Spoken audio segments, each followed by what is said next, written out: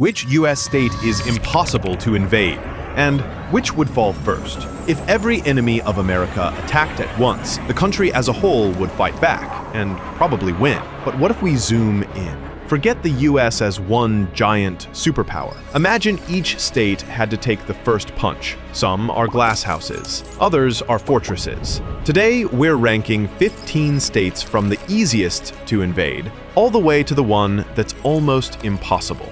At number 15, it's Rhode Island. Rhode Island is tiny, only 1,200 square miles. You could drive across it before your coffee cools. The ocean cuts into the land with Narragansett Bay, giving attackers many easy landing spots. Most of the cities sit right on the water, so there's almost no room to fall back. Defenses are small, just like the state. If someone lands fast, there isn't much space to slow them down. On the difficulty scale, Rhode Island is about a 2.5 out of 10, the smallest state and one of the easiest to overwhelm. At number 14, it's Delaware, a thin armor. Delaware is flat, narrow, and easy to sweep. The bay runs straight inside the state, and towns sit right on the shoreline. Its one big advantage is the neighborhood. Philadelphia, Baltimore, and DC are right next door. Touch Delaware, and the doorbell rings up and down the East Coast. On its own, though, there isn't much terrain to slow anyone down. It's weak if alone, but saved by location. It has a 3.5 score out of 10 in difficulty rating. At number 13, it's New Jersey, crowded and cornered. New Jersey is wedged between New York City and Philadelphia. Great for commuters, rough for defense. Highways clog quickly, the coastline is exposed, and retreat paths are short. Dense suburbs create choke points that can freeze movement. New Jersey would lean hard on its neighbors. Without help, it breaks quickly. So overall, it's packed, exposed, cracks without support. It has a 4 score out of 10. At number 12, we got Connecticut. Connected, but fragile. Connecticut is plugged into everything. Highways, rail, and major cities nearby. Help can arrive fast, but standing alone, it's fragile. Rolling hills and rivers don't stop much, and dense suburbs turn logistics into a headache. Its quiet strength is under the water. Submarines in and out of Groton add a hidden bite, but they don't solve the land problem. So it's protected by friends, but not by terrain. It has a 4.5 score out of 10. At number 11, it's Illinois, the flat heartland. Illinois is a crossroads. Chicago is a huge hub for rail, trade, and people, but the land is flat and open. The Great Lakes help with access, but also leave it exposed. It's a place you can reach and move through, but tough to hold on to. So it's vital for logistics, but average for defense. So it got a 5 out of 10 in the difficulty rating. Moving ahead at number 10, it's New York, the urban shield. Downstate is crowded and messy, hard to control without huge disruption. Every block can turn into its own problem. Upstate is a different challenge. Mountains, rivers, and long lakes slow any advance and force movement into narrow paths. New York is a prize you can hit, but not one you can hold easily.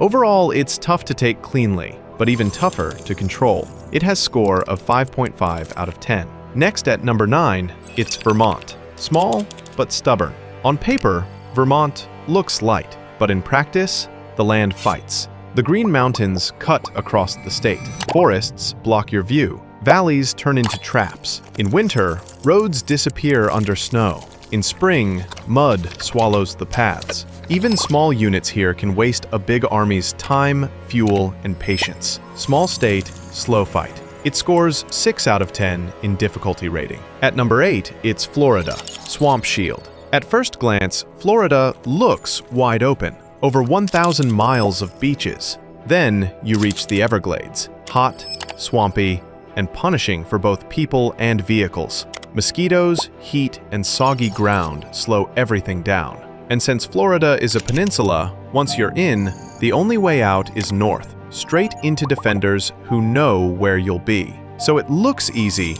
but fights dirty. It has a 6.5 out of 10. Now at number 7, we've got Colorado, the Rocky Barrier. The Rockies split Colorado like a wall. High passes, thin air, and heavy snow make every mile a struggle, and every path easy to predict. Locals know the ridges. Outsiders get trapped in them. Here, the terrain does most of the fighting. So basically, it's a natural fortress in the middle. It actually has a good score of 7 out of 10 in difficulty rating. At number 6, it's California, superpower with a crack. California feels more like a country than a state. It's loaded with bases, fleets, and tech hubs. San Diego alone runs like a military city.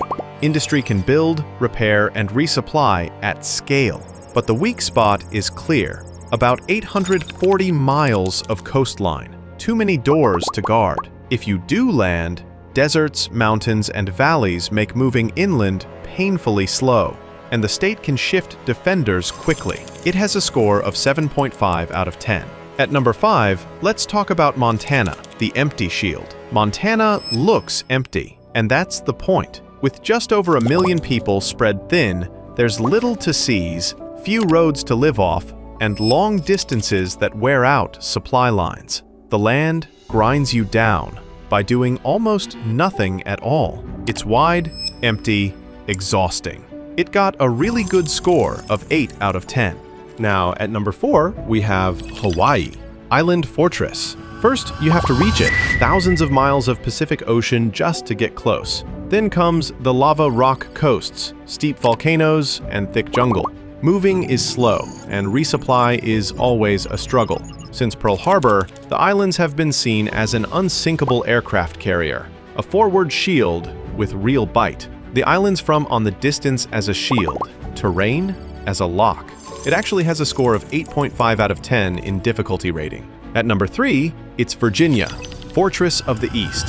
The Appalachians guard the west, while the Chesapeake Bay funnels ships into choke points. On that bay sits the world's largest naval base, and farther north, the Pentagon directs the playbook. Every branch of the military is here, all linked by tight logistics. It would be a hard time for the enemy if they ever thought of attacking it, because it's layered, concentrated, and lethal. It has a really high score of 9 out of 10. Coming in at number 2, it's Alaska, nature's fortress. Alaska has 34,000 miles of coastline, mostly cliffs, ice, and frozen bays that are nearly impossible to land on. At Prospect Creek, it once hit minus 80 degrees Fahrenheit. In that kind of cold, survival is a battle, and machines break down. The state is America's northern shield, with radars and missiles watching the skies. But distance is the weakness. Help from the lower 48 takes time, and the weather always has a say. Overall, it has brutal terrain, brutal weather, and is almost unbreakable. It has a really high score of 9.5 out of 10 in the difficulty rating. Finally, at number 1, it's Texas, the Anvil. Texas is massive, about 268,000 square miles, bigger than even France. The land itself is a challenge. Deserts in the west, forests in the east, wide plains in the north, and rivers to the south. Each region slows you down, stretches your supply lines, and forces you to fight on different terms. Texas also carries one of the largest military footprints in the country. Gulf ports connect it to the seas, while oil and industry give it the power to keep going on its own. And then there are the Texans, proud, stubborn, and nearly impossible to push around.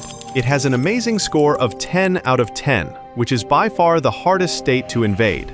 But wait, here is a reality check.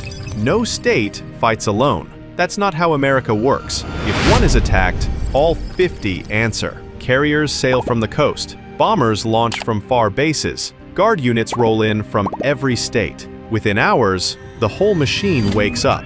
That's the real shield. Vermont's hills, Texas's size, Rhode Island's water, they matter, but they are pieces of a bigger puzzle. Each state covers the other. That unity is what makes the defense unbreakable. So yes, Texas is the fortress you'd be crazy to invade, and Rhode Island looks like the weak spot.